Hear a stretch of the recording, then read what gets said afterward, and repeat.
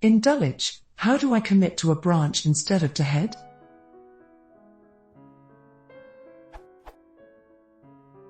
Apparently repo.do_commit message equals dist commit, committer equals name comma only commits to ref/heads/master.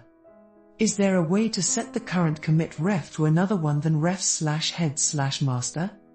Or is the only way to commit to a branch by creating a commit object, as shown in the tutorial in the documentation, and setting its parent to be the one of the branch's commit ID? Should this be true, which would then be the use of repo.do_commit other than committing to ref/heads/master?